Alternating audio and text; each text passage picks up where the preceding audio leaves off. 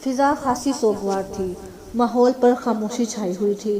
سردار چبوترے پر سر جھکائے بیٹھا تھا۔ چبوترے کے ارد گرد لوگ بھی خاموش بیٹھے ہوئے تھے کہ عبداللہ آہستہ آہستہ چلتا ہوا چبوترے کی جانب بڑھا۔ عبداللہ کو بتایا گیا کہ سردار کا بچہ کئی روز سے بیمار ہے اور اب اس کی طبیعت اور زیادہ خراب ہو گئی ہے، اسی لیے ماحول پر خاموشی چھائی ہوئی ہے۔ یہ سن کر عبداللہ نے کہا، غم اور خوشی تو اللہ کی جانب سے ہوتے ہیں۔ جب انسان کو خوشی میسر آتی ہے تو اس کی مسرت کی انتہا نہیں ہوتی، اور جب غم یا تکلیف پہنچتی ہے تو پریشان ہو جاتا ہے۔ انسان کو جب خوشی ملے تو اسے اللہ کا شکر ادا کرنا چاہیے، اور جب غم یا تکلیف پہنچے تو اس پر صبر کرنا چاہیے۔ میں آپ سب کو بالعموم اور سردار کو بالخصوص کہنا چاہتا ہوں کہ وہ پریشانی کے اس عالم میں صبر سے کام لیں، اللہ تعالیٰ سے اچھی امید رکھیں۔ انسان جب خود کسی تکلیف یا مصیبت سے دوچار ہوتا ہے تب ہی اسے دوسروں کی تکلیف اور مصیبت کا احساس ہوتا ہے۔ عبداللہ نے سردار کو تسلی دینے کے بعد اپنی بات کا آغاز اس طرح کیا، گزشتہ روز میں نے آپ لوگوں کو شعب ابی طالب کا واقعہ اور وہاں سے بنو ہاشم اور بنو مطلب کی نجات کا بتایا تھا۔ اس 3 سالہ آزمائش کے دور کے بعد لوگ ابھی اطمینان اور سکون کا سانس بھی نہیں لے پائے تھے کہ رحمت دو جہاں صلی اللہ علیہ وسلم کو دل و جان سے چاہنے والے اور اپنا سب کچھ نچھاور کرنے والے چچا ابو طالب کا چند روزہ بیماری کے بعد 85 سال کی عمر میں انتقال ہو گیا۔ ابھی اس صدمے کے اثرات باقی تھے کہ رحمت دو جہاں صلی اللہ علیہ وسلم کی جانثار بیوی سیدہ خدیجہ رضی اللہ تعالیٰ عنہ بھی اس دنیا سے رخصت ہو گئی۔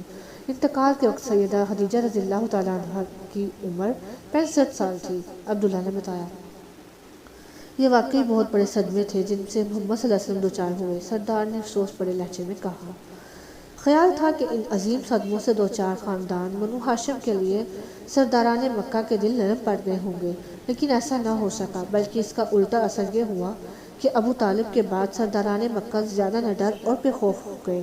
سردار ابو طالب سے تو وہ ڈرتے تھے، لیکن اب ان کا ڈر بالکل ختم ہو گیا تھا۔ اب ان ظالموں کا ہاتھ روکنے والا کوئی بھی نہیں تھا۔ رحمت دو جہاں صلی اللہ علیہ وسلم نے جب دیکھا کہ مکہ شہر میں سرداران مکہ کی بھرپور مخالفت کی وجہ سے اللہ کا پیغام پھیلانے میں مشکلات پیش آ رہی ہیں، تو انہوں نے ارد گرد کی بستیوں میں جا کر اللہ کا پیغام پھیلانے کا پروگرام بنایا۔ اس پروگرام کے تحت انہوں نے آپ صلی اللہ علیہ وسلم نے سب سے پہلے طائف جانے کا فیصلہ کیا۔ رحمت دو جہاں صلی اللہ علیہ وسلم اپنے خادم زید بن حارثہ کو ساتھ لے کر طائف روانہ ہوئے۔ یہ شہر مکہ سے جنوب مغرب کی جانب تقریباً 60 میل کے فاصلے پر واقع ہے۔ اچھی زمین اور اچھے موسم کی وجہ سے یہ علاقہ بہت سرسبز و شاداب تھا۔ لوگ بہت خوشحال اور کھاتے پیتے تھے۔ ان لوگوں میں سے 3 سردار عبدیہ، لیل، مسعود اور حبیب بہت زیادہ مالدار تھے۔ یہ تینوں حقیقی بھائی بھی تھے۔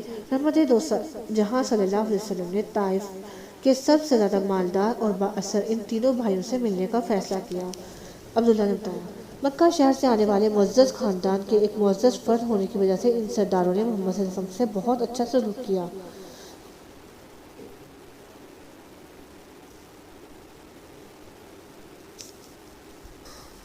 ایسا ہی ہوا ہوگا نا؟ ڈاکو نے پوچھا۔ جب رحمت دو جہاں صلی اللہ علیہ وسلم ان سرداروں سے ملنے کے لیے ان کے ہاں پہنچے اور انہیں بتایا کہ میں اللہ کا رسول ہوں اور تمہیں اللہ کا پیغام سنانے آیا ہوں، تو تینوں نے آپ صلی اللہ علیہ وسلم کا بہت مذاق اڑایا۔ ان میں سے ایک بولا، کیا اللہ کو رسول بنانے کے لیے تمہارے علاوہ کوئی اور نہیں ملا؟ دوسرے نے کہا، اگر اللہ نے تمہیں اپنا رسول بنایا ہے تو اسے چاہیے کہ وہ کعبے کا پردہ پھاڑ ڈالے۔ تیسرے نے کہا، میں تم سے بالکل بات نہیں کروں گا۔ اگر تم واقعی اللہ کے رسول ہو تو تمہاری بات کو رد کرنا میرے لیے انتہائی خطرناک ہے، اور اگر تم اللہ کے بارے میں جھوٹ کہہ رہے ہو تو پھر جھوٹے آدمی سے بات کرنا کسی بھی طرح مناسب نہیں۔ رحمت دو جہاں صلی اللہ علیہ وسلم نے 10 دن طائف میں قیام کیا۔ اس دوران میں آپ ان کے ایک سردار کے پاس تشریف لے گئے اور ہر ایک سے گفتگو کی، لیکن سب کا ایک ہی جواب تھا کہ تم ہمارے شہر سے نکل جاؤ۔ چنانچہ انہوں نے شہر کے اورا لڑکے اور اوباش نوجوان اکٹھے کر لیے اور انہیں آپ صلی اللہ علیہ وسلم کو ستانے اور آپ صلی اللہ علیہ وسلم کا مذاق اڑانے کا حکم دیا۔ ان بڑے لڑکوں اور گنڈوں نے رحمت دو جہاں صلی اللہ علیہ وسلم کو برا بھلا ہی نہیں کہا، بلکہ آپ صلی اللہ علیہ وسلم کو پتھر مار مار کر زخمی بھی کر دیا۔ زخموں سے خون بہہ کر آپ صلی اللہ علیہ وسلم کے دونوں جوتے خون آلود کر گئے۔ آپ کے غلام نے ڈھال بن کر پتھروں کو روکنے کی کوشش کی تو ان کے سر پر بھی کئی جگہ چوٹ آ گئی۔ اس رنج و غم کی شدت سے آپ کی طبیعت نڈال ہو گئی اور دل پاش پاش ہو گیا۔ واپس آتے ہوئے جب آپ قرن منازل کی پہنچے تو اللہ کے حکم سے حضرت جبرائیل علیہ السلام تشریف لائے۔ ان کے ساتھ پہاڑوں کا فرشتہ بھی تھا۔ جبرائیل علیہ السلام نے آپ کی خدمت میں حاضر ہو کر عرض کیا، طائف والوں نے جو کچھ آپ کے ساتھ کیا ہے اللہ تعالیٰ نے اسے دیکھ لیا ہے۔ اب اس نے آپ کے پاس پہاڑوں کا فرشتہ بھیجا ہے تاکہ آپ اسے ان کے بارے میں جو چاہیں حکم دیں۔ پھر اس فرشتے نے رحمت دو جہاں صلی اللہ علیہ وسلم کو آواز دی اور سلام کرنے کے بعد کہا، اگر آپ حکم دیں تو اس شہر کے ظالم لوگوں کو دونوں پہاڑوں کے درمیان پیس کر رکھ دوں۔ رحمت دو جہاں صلی اللہ علیہ وسلم نے فرشتے کی بات سن کر فرمایا، نہیں، میں ایسا کلمہ نہیں کہوں گا۔ مجھے امید ہے کہ ان کی اولاد میں سے ایسے لوگ ضرور پیدا ہوں گے جو صرف ایک اللہ کی عبادت کریں گے اور اس کے ساتھ کسی کو شریک نہیں ٹھہرائیں گے۔ کتنے حوصلے اور صبر اور استقامت کی بات ہے۔ مجھ جیسا آدمی ہوتا تو پہاڑوں کے فرشتوں کو فوراً حکم دیتا کہ ان بوڑھے اور سنگدل لوگوں کو دونوں پہاڑوں کے درمیان پیس کر رکھ دو۔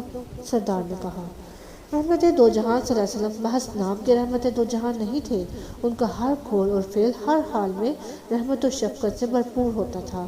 مکے کے راستے میں واقع وادی نخلا میں آپ چند دن کے لیے ٹھہر گئے۔ اس دوران میں اللہ تعالیٰ نے آپ کے پاس جنوں کی ایک جماعت بھیجی جس نے قرآن مجید کی تلاوت سن کر اسلام قبول کر لیا۔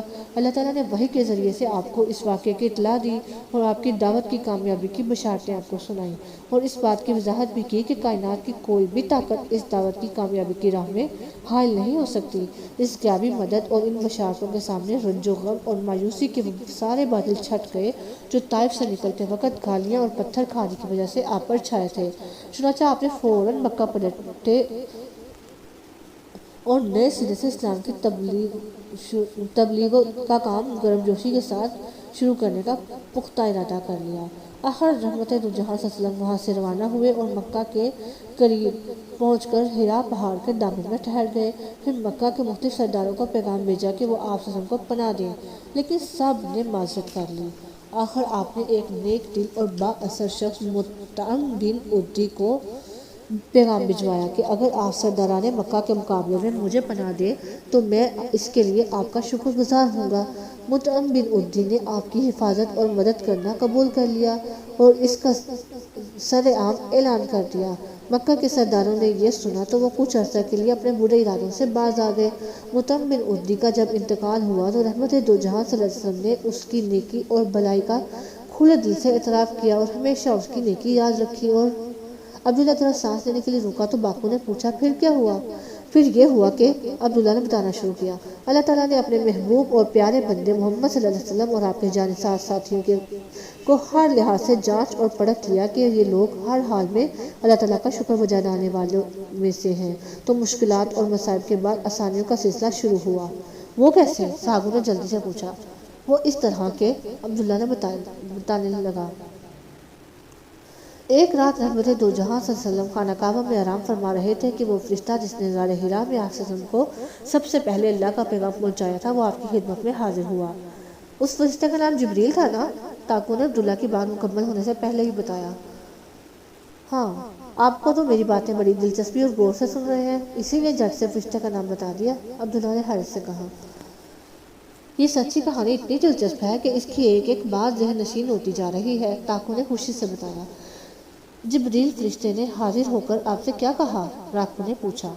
جبریل فرشتے نے آپ کے پاس حاضر ہو کر آپ سے کا پیٹ مبارک سینے سے ناف تک چاک کیا اور آپ کے دل کو باہر نکالا، پھر اسے ایمان اور حکمت سے بڑے ایک تشت سے دھو کر اور ایمان و حکمت سے بھر کر اس کی جگہ پر لوٹا دیا، پھر وہاں سے چل پڑے۔ سب سے پہلے آپ جبرائیل علیہ السلام کے ساتھ بیت المقدس پہنچے، وہاں آپ نے مسجد اقصیٰ میں تمام انبیاء کے ساتھ نماز پڑھی۔ آپ صلی اللہ علیہ وسلم نے نماز میں امامت کے فرائض انجام دیے۔ اس کے بعد آپ صلی اللہ علیہ وسلم نے جبرائیل علیہ السلام کے ساتھ آسمانوں کا سفر شروع کیا۔ عبداللہ کی بات جاری تھی کہ باقو نے حیرت سے پوچھا، آسمانوں کا سفر کس طرح ممکن ہے؟ پوری کائنات کو بنانے والی ہستی اللہ تعالیٰ کے لیے کچھ بھی مشکل نہیں۔ عبداللہ نے بات جاری رکھتے ہوئے کہا، اس سفر کے لیے اللہ تعالیٰ نے خاص سواری بھجوائی تھی جسے براق کہتے ہیں۔ اس کی رفتار اتنی تیز تھی کہ یہ اپنا قدم وہاں رکھتی تھی جہاں اس کی نگاہ کی آخری حد ہوتی تھی۔ براق کے ذریعے سے آپ نے تمام آسمانوں کی سیر کی۔ آخر میں ایک مقام سدرۃ المنتہا آیا۔ یہاں اللہ تعالیٰ نے وحی کے ذریعے سے آپ سے بات چیت کی اور آپ کو 3 تحفے عطا فرمائے۔ پہلا تحفہ مسلمانوں کو دن رات میں 5 بار نماز ادا کرنے کی صورت میں ملا۔ دوسرا تحفہ سورہ بقرہ کی آخری 2 آیتیں تھیں، اور تیسرا تحفہ یہ تھا کہ آپ کی امت میں سے جو شخص اللہ کے ساتھ کسی کو شریک نہیں ٹھہرائے گا اس کے کبیرہ گناہوں کی معافی کا اعلان تھا۔ یہ جو ہر روز تم دن میں 5 بار منہ ہاتھ دھو کر اور کپڑا بچھا کر اٹھتے بیٹھتے ہو اور پھر دائیں بائیں منہ پھیر کر اٹھ جاتے ہو، کیا اسے نماز کہتے ہیں؟ ساگو نے پوچھا۔ تم نے بالکل درست اندازہ لگایا ہے، میں ہر روز 5 بار نماز ادا کر کے اپنے رب کا شکر بجا لاتا ہوں، عبداللہ نے بتایا۔ محمد صلی اللہ علیہ وسلم آسمانوں پر کتنے مہینے یا سال رہے؟ ٹاکو نے پوچھا۔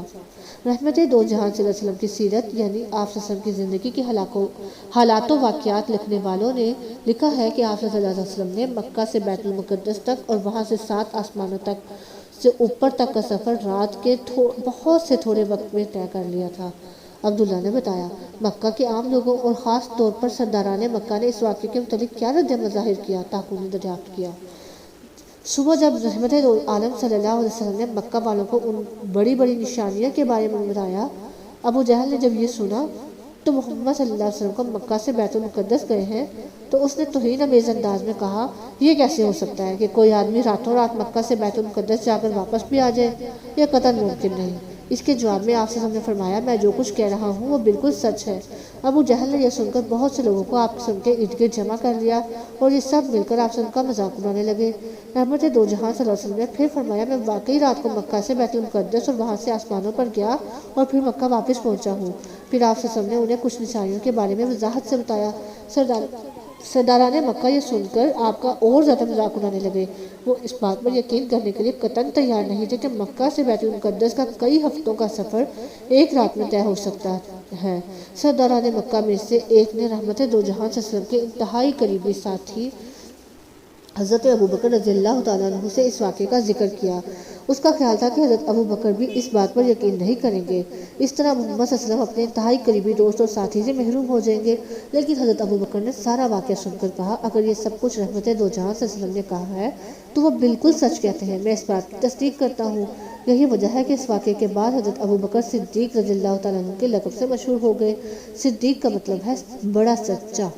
اب سرداران مکہ نے آپ کو آزمانے کا فیصلہ کیا۔ اکٹھے ہو کر آپ وسلم کے پاس آئے اور پوچھنے لگے، آپ ہمیں بیت المقدس کی نشانیاں بتائیں۔